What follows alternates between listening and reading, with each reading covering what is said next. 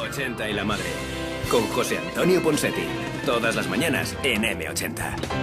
Hay luchas y reivindicaciones que queremos que suenen en la radio. Exacto, y por eso hemos buscado a la mejor perseguidora, a una reportera que todos reconoceréis. Samantha denuncia.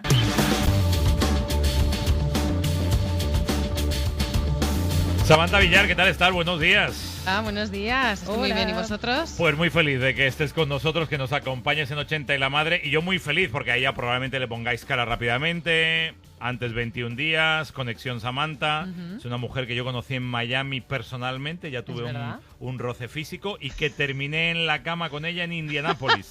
Es que siempre tienes que recordarlo. Sí, pero lo que... Se moría de ganas de decirlo. No, María, lo que no sabe la gente que hay que decirlo es no porque oye Samantha... No, nadie quería coger a Samantha en una habitación y dije, no me lo hija, creo. ven a dormir un rato. Pero bueno, es otra historia. Sí, ofreció su cama generosamente. Oye, y tengo que decir que no me tocó un pelo ni presionó en ningún momento, ¿eh? Así estupendo. somos. Un caballero, como Dios manda. Bueno, oye, vas a empezar con un tema duro, ¿eh? Sí, con un titular que además me gustaría no tener que darte. En España se trafica con niños. Esto es así. Es cierto, ¿eh? En España se ha detectado en los últimos años tráfico de niños. No estamos hablando de los niños robados, atención, no son los niños que robaron durante el franquismo y las décadas posteriores, sino que estamos hablando de tráfico de niños actual, hoy en día. Niños que son separados de sus padres y utilizados con fines delictivos. Estos menores suelen ser extranjeros, básicamente subsaharianos, a los que las mafias de inmigración irregular utilizan como niños ancla. ¿Niños ancla? ¿Qué es eso de niños ancla? Pues mira, lo de los niños ancla son dos cosas. Por un lado, se da el caso de menores inmigrantes que utilizan supuestos familiares adultos, que en realidad no lo son, y los utilizan para evitar la expulsión del país. Por eso les llaman niños ancla. Al tener a un menor a cargo, pues les dan ciertas facilidades para permanecer en territorio español. Pero por otro lado, también lo que ha detectado la Fiscalía Superior de Andalucía es que estos niños ancla están vinculados a redes de prostitución. ¿Y cómo funcionan estas mafias? Pues mira, las mafias lo que hacen es retener a los menores para coaccionar a sus madres, a las madres biológicas de verdad, a las que obligan a prostituirse. Y de hecho, distintas fiscalías andaluzas, la de Jaén y la de Málaga, por ejemplo, han detectado que en algunos centros de acogida hay víctimas de trata de seres humanos. Es tremendo. Y pues, la verdad es que sí, suena absolutamente brutal. ¿Cómo se lucha contra todo esto? Porque esto es más policías, más Guardia Civil, los dos. Pues en realidad sí, claro, se tienen que intervenir los cuerpos y fuerzas de seguridad del Estado, pero también es importantísima la colaboración de los médicos. Muy importante. ¿Por qué médicos? Pues porque la investigación genética es fundamental en la lucha contra la trata de menores. Es muy fácil de entender. Con la prueba de ADN se puede saber si el adulto es realmente el padre o la madre del niño que se trae a España. Y si no lo es, entonces ya las instituciones pueden actuar, ¿no? Y aquí es donde interviene DNA Pro Kids, que es un proyecto de la Universidad de Granada que lucha desde España contra el tráfico de niños a nivel internacional. Gracias a este programa se han podido identificar más de 700 niños y niñas, 700, los han detectado y han podido evitar, si las cifras son para ponerte la piel de gallina, con estas detecciones lo que sí que han podido es evitar adopciones ilegales en diferentes países de América y de Asia, donde se daba sobre todo, y además han realizado más de 600 identificaciones positivas de menores mediante pruebas de ADN. ¿Qué significa esto? Pues que han conseguido reagrupar a más de 600 menores con sus auténticos padres. Qué locura, ¿eh? Pero las cifras, como dices, son brutales. Tienes invitado, ¿verdad? Sí, lo tengo. Vamos a hablar con José Antonio Lorente, que es el director y fundador del programa DNA Pro Kids. Señor Lorente, buenos días. Hola, buenos días. Buenos días. Ustedes colaboran con el gobierno de Melilla, ¿verdad?, en la prevención del tráfico de menores, ¿sí? Afirmativo. Colaboramos con el gobierno de la ciudad autónoma de Melilla. Uh-huh. Hace ya más de 2 años se comenzó a detectar por parte de la Guardia Civil y del Cuerpo Nacional de Policía la entrada, no masiva, pero sí en un número muy elevado de mujeres, básicamente eran mujeres jóvenes y también algunos hombres, que venían solos, es decir, la mujer con un niño, y además eran niños muy pequeños. Entonces se comenzó a valorar la posibilidad del uso de esos menores para facilitar su entrada en España, y luego una vez dentro de España, que es decir España, estos efectos de fronteras, es decir Unión Europea, pues esos niños se iban hacia otros países con esas personas y desaparecían, y había ahí un poco una red oscura, que la única manera de comenzar por empezar a saber algo sobre la verdad es saber si verdaderamente eran los padres o las madres de esos menores. Claro. Y a partir de ahí empezamos. ¿Qué les hizo sospechar a ellos? ¿Qué detectaron que extraño?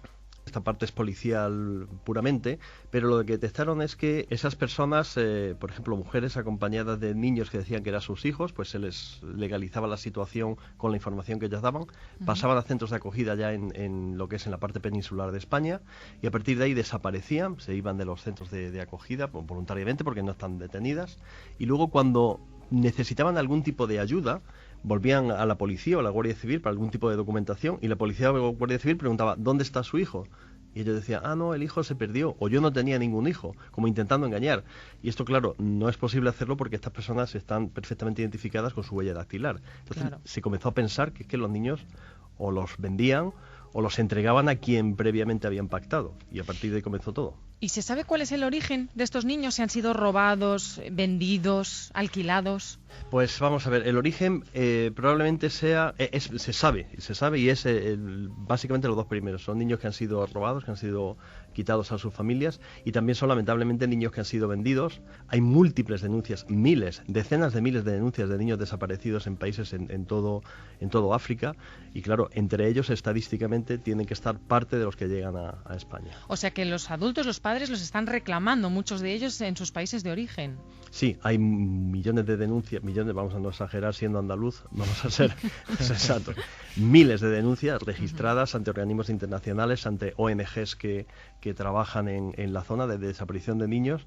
La gran mayoría de ellos evidentemente están por allí, muchos de ellos incluso han fallecido porque aparecen restos de niños sin identificar, pero otros entran dentro de esas, campañas de tráfico, porque luego son detectados en ciertos países de Europa o incluso en Estados Unidos y Canadá o incluso en Asia, y por el origen se sabe que son centroafricanos y de toda la zona del sur de África también. ¿Y son detectados cómo en esos países? Pues son detectados, por ejemplo, porque hacen una redada policial y aparecen en centros de prostitución, porque hacen una redada policial y aparecen con familias que los están explotando para mendicidad o para algún tipo de trabajo ilegal, o porque aparecen directamente abandonados en la calle, lo cual no es muy normal, pero se han dado casos, de niños que han aparecido abandonados, pero en ciudades como París o como Madrid, que nadie los reclama, que no tienen ningún tipo de filiación, que nunca han sido identificados y que evidentemente lo que han hecho es entrar de manera ilegal en Europa o en cualquier otro país. Y desde 2012 que ustedes empezaron a colaborar con Policía y Guardia Civil para luchar contra este tráfico de menores, ¿ha sido efectivo el programa, esta colaboración? Pues si miramos los datos, creemos que sí, que ha sido efectivo. Y me refiero a las cifras que hay. Cuando se comenzó de manera sistemática a hacer estudios de ADN de madres con niños que presuntamente eran sus hijos y con padres con niños que presuntamente eran sus hijos, y a ver si había una relación biológica, o sea, lo que hablamos nosotros de la filiación biológica, había un porcentaje de hasta un 30-35% de casos, o sea, casi un tercio, aproximadamente un tercio de los casos, donde la mujer decía que este es mi hijo, pero no lo era, ¿de acuerdo? Estas cifras han disminuido drásticamente en los últimos meses.